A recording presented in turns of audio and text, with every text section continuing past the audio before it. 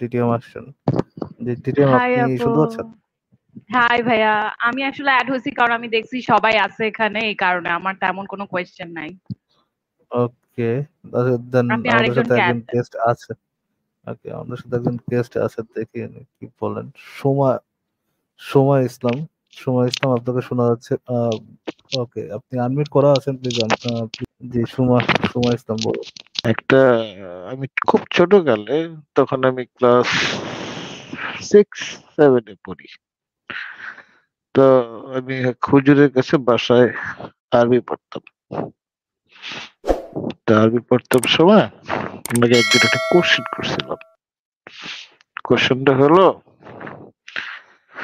যে মেজর রশিদ ডালিম যে শেখ মুজিবকে মেরে ফেললো, এটা তো ওনারা মারেনি, এটা তো আল্লাহ স্বয়ং মারাইছে।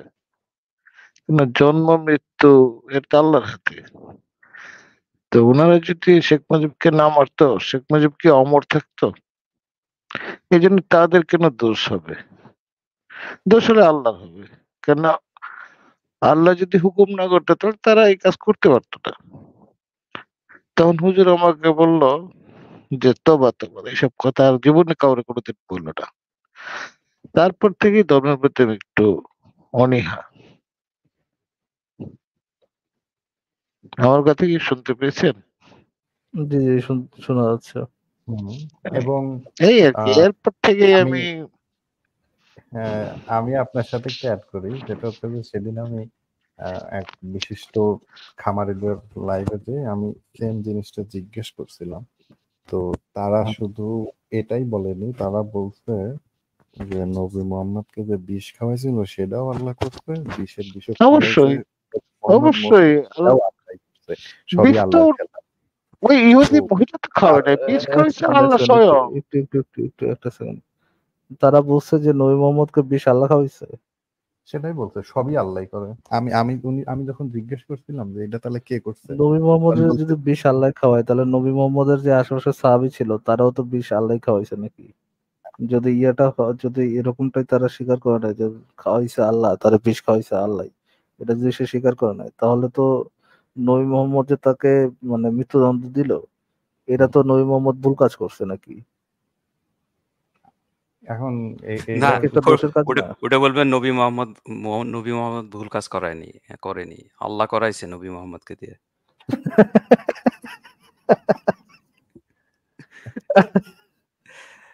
ফারাজ ভাই এটা তো ভালো করেই জানেন যে এরা এই মানে ভাগ্য আর ফ্রি উইলের এই গেঁড়াকালের মধ্যে পড়ে মানে নাকানি চুবানি খাচ্ছে। আপনি তো রীতিমতো ৫ জনকে নাকানি চুবানি খাওয়াই দিয়ে আসছেন। আজ পর্যন্ত ওরা এগ্রি করছে যে এই তাকদীর নিয়ে কেউ তর্ক করবে। কারো বুকের পাটা না হইছে না, আসে এটা নিয়ে। আমার নবী মোহাম্মদই বলছে এটা নিয়ে তর্ক করা যাবে না। হ্যাঁ, হ্যাঁ, হ্যাঁ। ওই আলাই বুঝছে যে এটা যে কত বড় ভাওতাবাজি, সে নিজেও বুঝছে।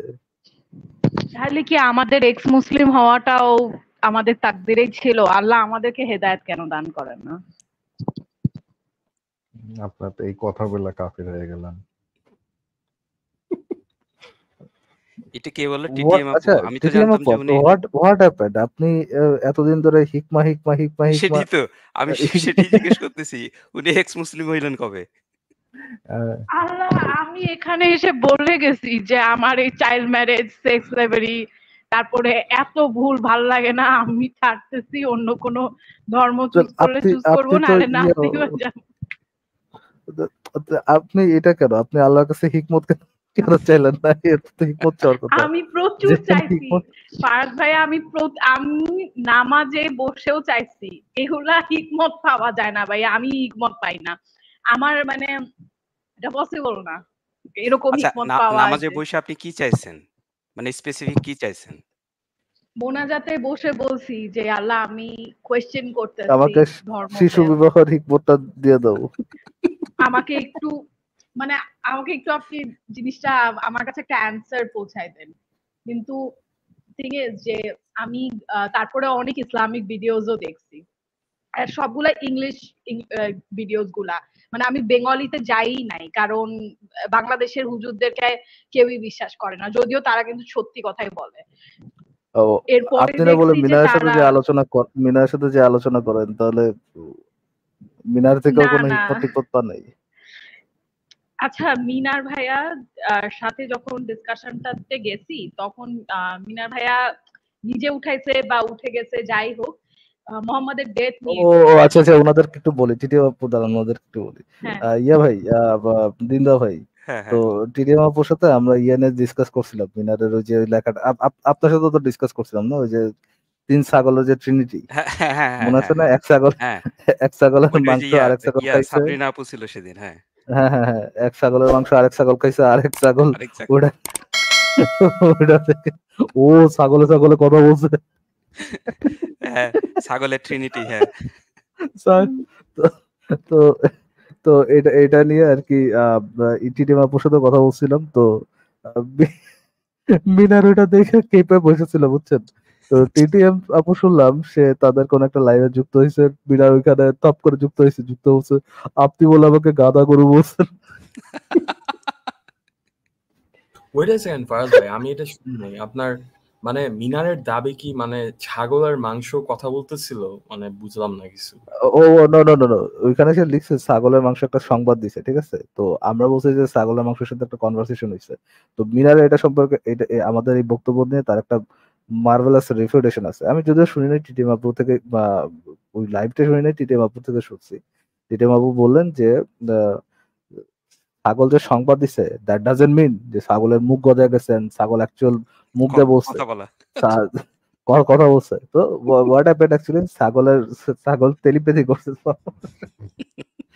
মোহাম্মদের সাথে, ছাগলের মাংসের দিল আর মোহাম্মদের দিল কানেক্টেড আসলে হয়েছে, কনভারসেশন। টেলিপ্যাথিও যে করছে নাকি না, মানে টেলিপ্যাথিও যে করছে নাকি না সেটার অ্যান্সার আসলে মানে আমিও জিজ্ঞেস করি নাই, কেননা আমি খুবই নতুন এক্স মুসলিম, আমি আর্গুমেন্টে এখনো যেতে পারি না।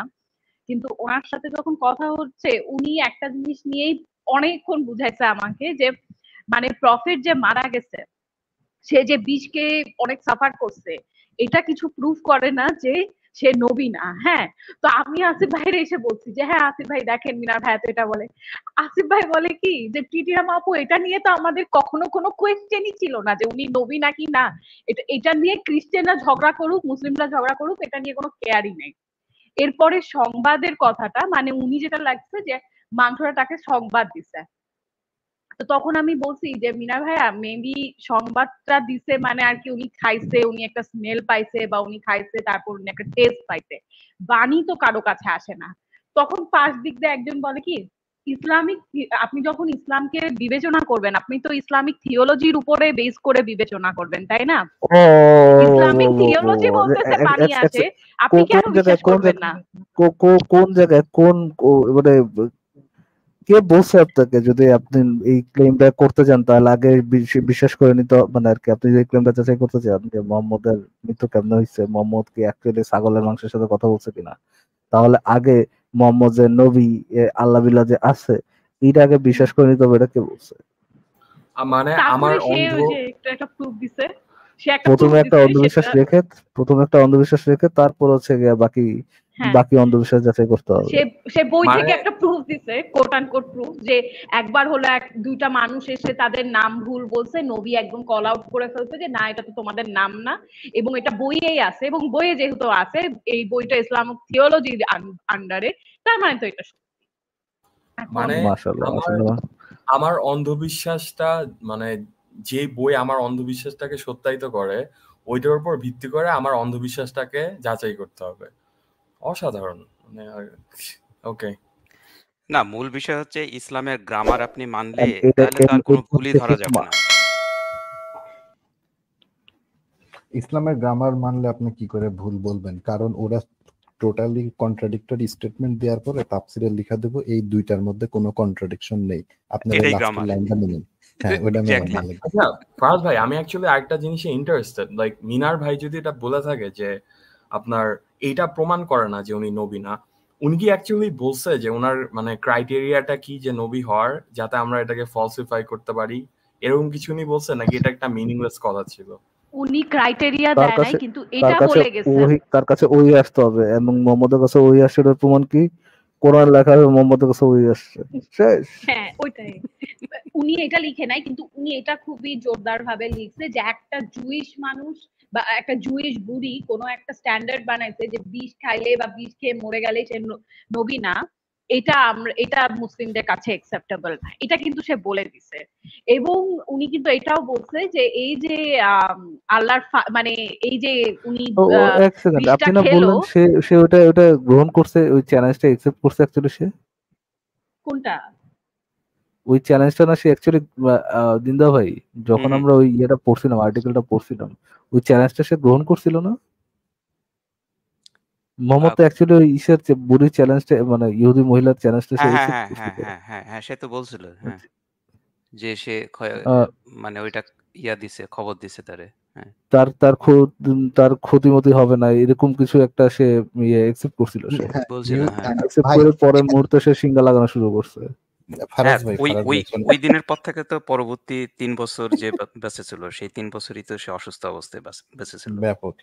ফারাজ ভাই, এই যে এখানে একটা ব্যাপার আছে, আমি যাই সেদিন ওই মানে ওরা আবার কি আপনাদের লাইফটা পুরোপুরি ফলো করে, এবং আমি একটু ইন্দ্রাণী ভাই একটু জোরে বলেন ভাই, আচ্ছা খুবই আচ্ছা আস্তে এখন আসতেছে। শোনা যাচ্ছে, এখন শোনা যাচ্ছে? ওনার ভলিউমটা বাড়াই দেন না। হ্যালো, এখন এখন ঠিক আছে ভাই? হ্যালো, হ্যাঁ এখন এখন এখন ঠিক ঠিক আছে। আছে, হ্যাঁ বলেন। আচ্ছা আচ্ছা, হ্যাঁ। তো আমি ওই ওরা আমাদের আপনাদের এই লাইভ সম্পূর্ণই ফলো করে, তো আমি জাস্ট গেছিলাম সম্পূর্ণ একটা অন্য টপিক নিয়ে কথা বলতে। তো সেটা হচ্ছে যে গেছি, ওরা প্রথমেই একদম দেখছে আমারে দেখেই এটা তুলছে যে হ্যাঁ আপনারা এটা নিয়ে বিষ খাওয়া নিয়ে মাতামাতি করেন, এটা এটা আপনি প্রমাণ বেড়ে দেন। তখন শেষমেশে মানে জাস্ট কথার মাঝখানে আমি একবার বলছি ইহুদি এবারে যাওয়ার সাথে সাথে সে আপনারা ধরছে মোহাম্মদ বিষ কামড়ছে। হ্যাঁ হ্যাঁ বিষ মরছে কিনা, তখন তখন আমি বললাম আচ্ছা ঠিক আছে আপনি তখন শোনো। তো আমি যে ওখানে যে হুজুর টাইপের যে আছে তারা জিজ্ঞাসা করছি, ভাই আসলে আপনাদের ওই লেখাপড়া না বোঝা যায় না, আপনার আপনার মানে দাবিটা কি, যে বিষ খায় কি মোহাম্মদের ক্ষতি হয়েছিল কি নাকি হয়নি? তখন কয় ভাই ক্ষতি হয়নি। আমি বললাম কোনো ক্ষতি হয়নি? সাথে সাথে স্টেটমেন্ট চেঞ্জ, কয় ইমিডিয়েটলি কোনো ক্ষতি হয়নি। এবং ও বিষ খাওয়ার পরের মুহূর্তে তার দাঁত মাত পড়ে যায় নাকি? ইনফ্যাক্ট ইন্দ্রাণী ভাই, আমরা কিন্তু কোনো নাস্তিকই কিন্তু কখনো, কোনো নাস্তিক বলবো না, কেউ কেউ ভুলবশত হয়তো করতে পারে, আমরা কিন্তু আমাদের এই তবে বিষয়ের তবে এটা ব্যাপারে একটা কিন্তু কিন্তু নিজস্ব আইরনি ভাই, হ্যাঁ দিনদা ভাই, এটা কিন্তু একটা আইরনি যে every single time Mohammad had any encounter with any Jewish person, ধরেন জুরা এসে তারা কোশ্চেন করছে, ওইখানে সে তো ডাব্বা মারছে, তারপর হচ্ছে জুদের সাথে তার একটা বিতর্ক ছিল, ওই জায়গায় সে লুঙ্গি তুলে পালাইছে। হ্যাঁ থার্ড টাইম যে জুয়ের সাথে তার যখন কাউন্টার হইলো, যে সে অ্যাকচুয়ালি মোহাম্মদ যার কাছ থেকে ভেরিফিকেশন পায়, ভেরিফিকেশন চায়, অ্যাকচুয়ালি যারা হচ্ছে মোহাম্মদের যে ধর্ম তার তার তার মানে অ্যানসেস্টার্স আর কি, ধর্মীয় দিক থেকে যারা তার অ্যানসেস্টার, ওই মহিলা যখন তারকে ওই যে তার নবুয়ত্বের প্রমাণ ইয়ে করতে চাইতো, এভরি সিঙ্গেল টাইম মোহাম্মদ তাদের সাথে এনকাউন্টার করছে, মারাত্মক ভাবে ফেল করছে, মারাত্মক ভাবে ফেল শুধু করছে সে। শুধু তাই না ফারাজ ভাই, আমি ওই কোন একটা হুজুরের ও জাকারিয়া, হ্যাঁ জাকারিয়া হুজুরের একটা ভিডিও হঠাৎ চলে আসলো ফিডে। তো দেখতেছি, তো ওইখানে সে বলতেছে এরকম যে মানে ৩টা কোশ্চেনের ব্যাপারে, যে মোহাম্মদকে যে কোশ্চেন করা হয়েছিল ৩টা, তার ব্যাপারে আল্লাহ উত্তর দিছে। তা আমি ওই ৩টা কোশ্চেনের উত্তর যেটা বলতেছে সেটা আমার কাছে একটু হাস্যকর মনে হলো। তো আমি আবার সাথে সাথে কি ওর ঢুকছি। হাস্যকর? হ্যাঁ আল্লাহ ভালো জানে, আলটিমেটলি 3টা প্রশ্নের উত্তর শুধু দিয়েছে, ছোট আল্লাহ ভালো জানে। শুধু তাই না, আমি করছি কি, এইটা যে শুধু ৩টা কোশ্চেনে সীমাবদ্ধ তা না।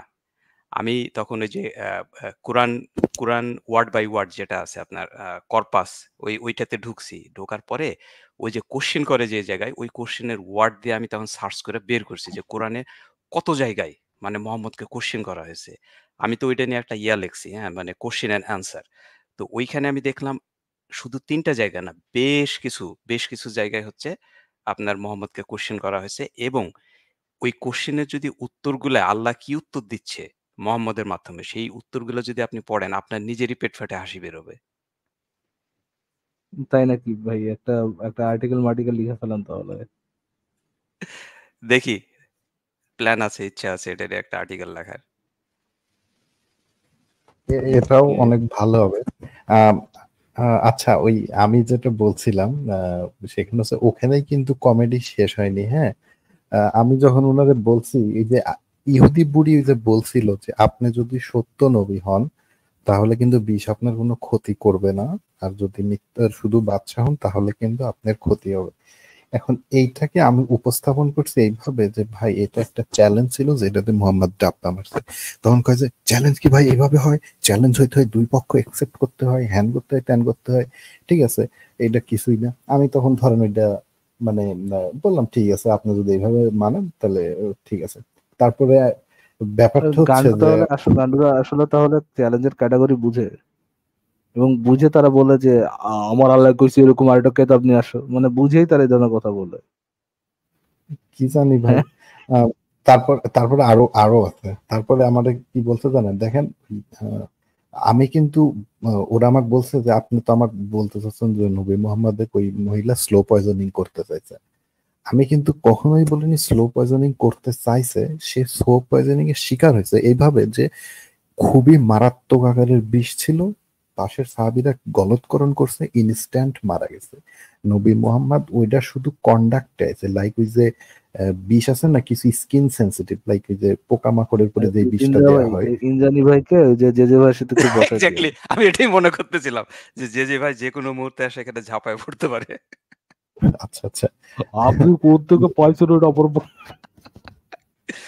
আচ্ছা যারা ইন্দ্রানী ভাই, আপনার মোহাম্মদ আপনার নিজে। একটা কথা বলি, হ্যাঁ, আপনার একটা জি। ইনফরমেশন দিই। সেটা হচ্ছে আমাদের যে ভাই আরেকজন আছে, আপনি তো চেনেন ভালো করেই। হ্যাঁ হ্যাঁ, যে যে ভাইয়ের হ্যাঁ, সাথে আমার খুব ইয়ে হচ্ছে। হ্যাঁ, যে ভাই এই বিষয়টা নিয়ে মানে বিস্তর গবেষণা করছে, এবং যে ভাই হচ্ছে এটা কখনোই এগ্রি করে না যে এখন পর্যন্ত এরকম কোনো বিষের সন্ধান কেউই দিতে পারবে না যে বিষ খাওয়ার সাথে সাথে ইনস্ট্যান্ট একটা মানুষ মারা যেতে পারে। ঠিক আছে? এটা হচ্ছে যে ভাই এখন পর্যন্ত এরকম কোনো বিশেষ সন্ধান পায় ও নাই। আচ্ছা আচ্ছা আচ্ছা, ইনস্ট্যান্ট বলতে আমি যেটা বুঝাচ্ছি মানে খুবই ক্লোজ একটা টাইমে, যেটা ধরেন হতে পারে হ্যাঁ, আধা কারণ ঘন্টা এক হচ্ছে ঘন্টা। কারণ বিষটা তার পেটে যাইতে হবে, যাওয়ার পরে এরকম তো না হ্যাঁ যে ওই সময় সায়ানাইড খাওয়ানো হয়েছিল যে কারণে একদম ইনস্ট্যান্ট মারা গেছে। এরকম তো না। ওটা তো একটা ইনফ্যাক্ট মানে ইনফ্যাক্ট সায়ানাইডেরও তো কিছু সময় তো লাগে সেই জিনিসটা লাগে, হ্যাঁ, প্রসেস হইতে, তাই না? তো হ্যাঁ। আমার কাছে যে ইনস্ট্যান্টের যেটা সেটা হচ্ছে ধরেন একটা খুবই ক্লোজ হয় 10 মিনিটস 20 মিনিটস এরকম একটা টাইম ফ্রেম।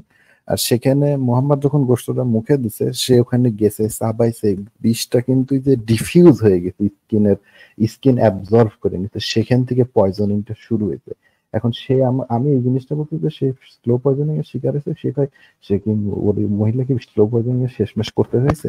এখন এই না, কথা নিয়ে ইনফ্যাক্ট যে ভাইয়ের যে এখানে যুক্তি সেটা হচ্ছে যে আপনার ওই একদিনের ওইভাবেও কিন্তু স্লো পয়জনিং হয় না, যে আপনি একদিনের জাস্ট এক প্রকারের একটা বিষ, বা ধরেন আপনি ১০ প্রকারের একটা বিষ মাখায় হুম হুম একজনকে খাওয়ায় দিলেন শুধুমাত্র একদিনের জন্যে, হ্যাঁ?